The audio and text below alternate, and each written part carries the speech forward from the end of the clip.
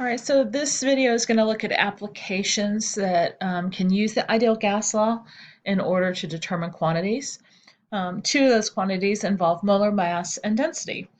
Why do I have an ice cream cone on the screen? That is one way that the ice cream cone is a mnemonic you can use to rearrange the ideal gas law for molar mass. Molar mass represents your grams per moles. And since you can use the ideal gas law to find moles, if you know the mass of your gas and you divide it by the ideal gas law for moles, you would get molar mass. So if I substitute for N in the ideal gas law, G divided by the molar mass, I can rearrange it to get mm, the molar mass, is equal to the mass times the constant times the temperature over the pressure and volume. And so how that relates back to ice cream, M&Ms are great over a pint of vanilla. We can also use that relationship to look at density.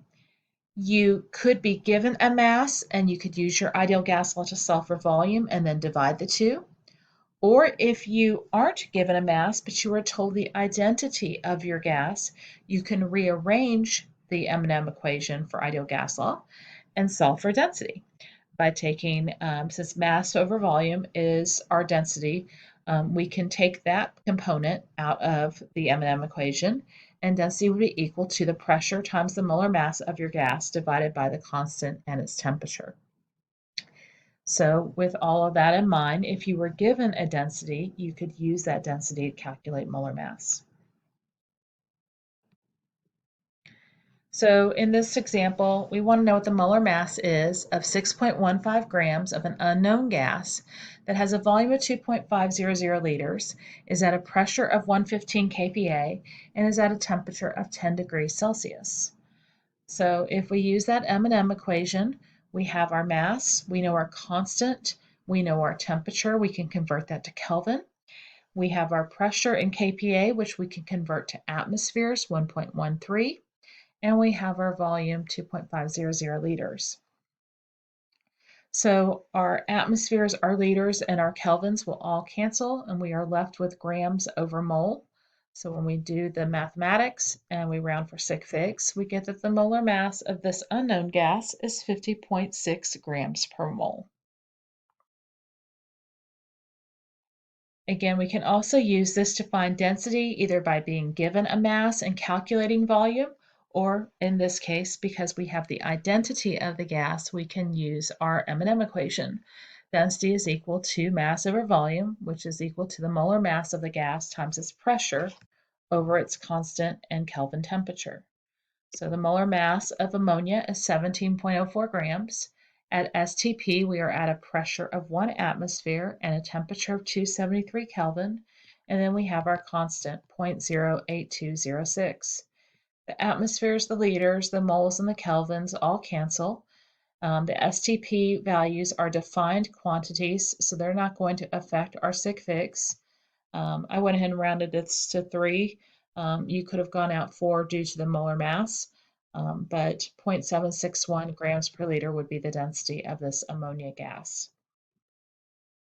So the final example that we're going to look at is going to use molar mass with the ideal gas law to determine a molecular formula of a chemical substance. In this example, our gas has a mass of 556 grams. Its volume is 58.4 liters and its pressure is 758 torr when it's at a temperature of 2.5 degrees Celsius. We want to know what the molecular formula is of our gas if the empirical formula is N2O5.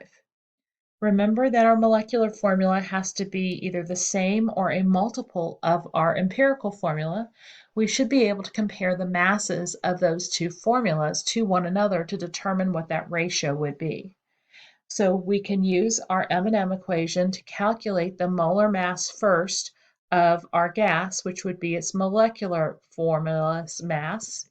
So we can take the 556 grams, the constant, your temperature converted to Kelvin, your 758 torr converted to atmospheres, and your volume of 58.4 liters. We cancel out all but grams per mole, And when we go ahead and follow through with the math and sig figs, we get that the molar mass of this gas is approximately 216 grams per mole. We can now calculate, or you could have done this at the beginning, the molar mass of our empirical formula, taking 2 nitrogens and 5 oxygens, and that gave me a molar mass of 104.02.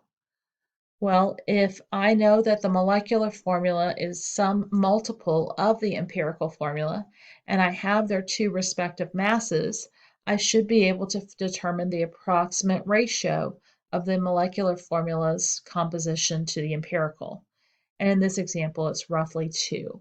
So what that tells me is that my molecular formula would have twice the amount of nitrogen and oxygen atoms that are represented in my empirical formula.